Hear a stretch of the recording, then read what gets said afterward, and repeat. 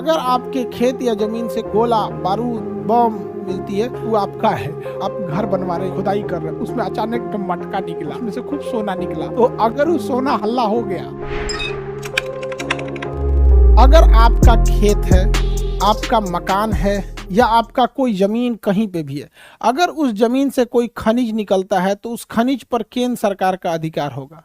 अगर आपके जमीन से कोई बहुमूल्य पदार्थ, खनिज, पेट्रोलियम, कोयला, हीरा, प्लेटिनम, जर्कोनियम, यूरेनियम, थोरियम, जो भी बहुमूल्य चीज अगर मिलता है, तो आप किसी भी राज्य में रह रहे हो, चाहे आप बिहार में हो, यूपी में हो, राजस्थान में हो, केरला में हो, असम में हो, कहीं पे भी हो, अगर आपके खेत या जमीन से कोई भी बहुमूल्य चीज मिलती है तो उस बहुमूल्य चीज पर केंद्र सरकार का अधिकार होगा, न कि वहां के राज्य सरकार का अधिकार होगा।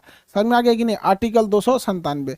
लेकिन अगर आपके, देखिए पहला एक टर्म तो समझ में आ गया कि अगर आपके घर से या आपके खेत में से कोई बहुमूल्य चीज, सोना, हीरा, प्लेटिनम, ये सब कोई भी चीज मिलता है, खनन करके खनिज मिलता है, तो उस पर केंद्र सरकार का अधिकार हो जाएगा। ठीक है।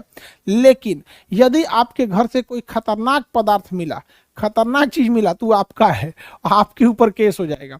जैसे आपके घर से बंदूक मिला, आपका, शराब मिला, आपका, चाकू मिल गया, आपका, जितना खतरनाक चीज है वो आपका, पत्नी आपकी, तो मतलब जितना खतरनाक चीज रहेगा वो सब क्या हो जाएगा? आपका हो जाएगा।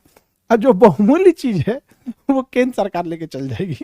समझ में आ रहा है कि नहीं आ रहा है? तो ये आर्टिकल किस में लिखा गया? 297 में।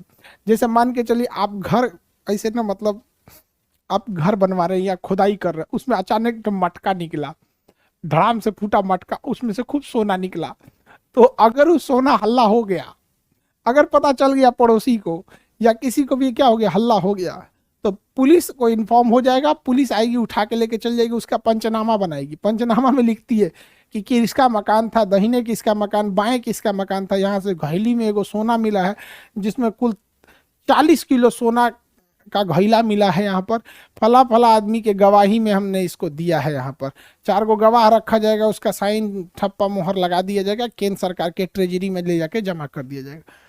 तो इससे क्या समझे आप कि अगर हमारे खेत खलिहान जमीन में कोई बहुमूल्य चीज मिल जाती है तो वह बहुमूल्य चीज किसकी हो जाती है?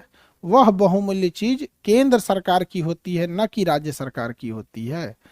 लेकिन यदि कोई मादक पदार्थ, ड्रग्स, गांजा, चरस, अफीम, बंदूक, गोला बारूद, बम, कैश पैसा, देखिए अगर आप टैक्स जमा किए हैं तो कैश पैसा रखना कोई गलत बात नहीं, लेकिन जितना कैश रखे हैं उतना का टैक्स नहीं जमा किए हैं तो फिर आपके ऊपर कार्रवाई हो जाएगी। आपके ऊपर क्या हो जाएगी? कार्रवाई होगी। ठीक है, आपके ऊपर भी क्या हो जाएगी? कार्रवाई।